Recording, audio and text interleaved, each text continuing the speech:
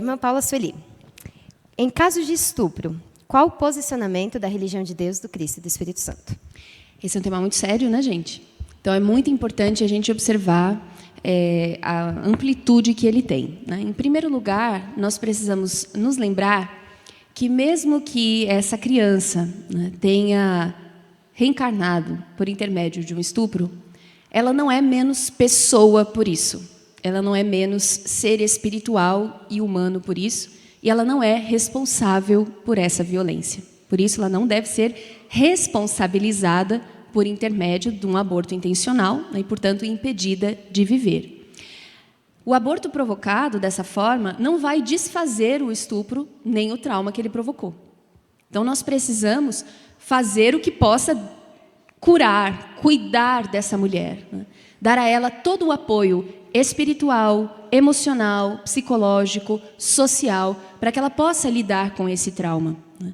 Graças a Deus, hoje nós já temos recursos para isso, né? Ela vai se esquecer que isso aconteceu? Não vai. Como outros dramas terríveis que tantas pessoas enfrentam, isso pode ser tratado, né? Esse luto pode ser vivido e, de forma segura, ela pode passar por essa etapa traumática da sua vida e ter uma vida plena, uma vida saudável, uma vida feliz. É importante que a gente, para isso, abandone os julgamentos, né? Muitas vezes, em sociedade, sem perceber, nós responsabilizamos a mulher pela violência sexual que ela sofreu. Começamos a discutir onde ela estava quando isso aconteceu, como é a personalidade dela, que roupa ela estava vestindo, qual era o horário. Mas também, né, homem é homem. Quer dizer, quando a gente assume todos esses preconceitos, todas essas imaturidades, né, sociais que nós ainda acumulamos, que justificam os comportamentos de violência, nós reforçamos com esses julgamentos a violência original. Então, nós precisamos acolher essa pessoa sem nenhuma forma de julgamento. Ela é a vítima dessa situação.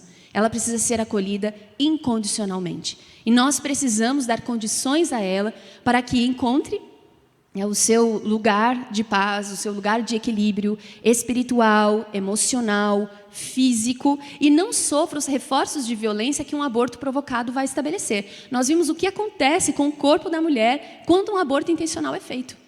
Todos esses traumas que são físicos, não são apenas emocionais e psicológicos como os que um estupro, de forma geral, estabelecerá, né?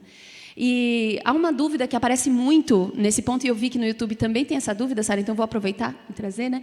Que alguém pode trazer assim, mas e se essa mulher concluir que ela não tem condições de cuidar dessa criança, né? Nós precisamos ampará-la para que ela possa refletir sobre isso de verdade. Se o que está falando neste momento é a dor e o trauma, ou é ela. Então, se nós socialmente damos a ela essa condição, e espiritualmente, emocionalmente, e essa mãe conclui que não consegue realmente cuidar desse filho, então ela deve encaminhá-lo à adoção, né? Graças à misericórdia de Deus, nós, como sociedade, conseguimos compreender essa solução.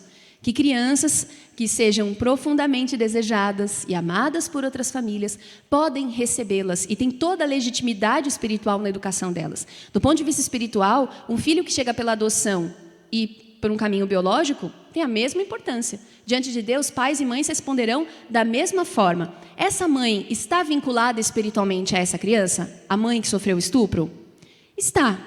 Ela é a mãe biológica dessa criança. Ela tem uma história espiritual com esse espírito. Existem muitas mães que educam seus filhos, cuidam deles, né, e dão testemunho do seu amor por eles, e não planejaram seus filhos, né, e engravidaram por meio de violência, né. Então, nós temos que tomar um cuidado, porque muitas vezes, quando a gente fala no estupro, a gente assume apenas a paternidade e a validade daquele pai sobre a história daquela criança, né?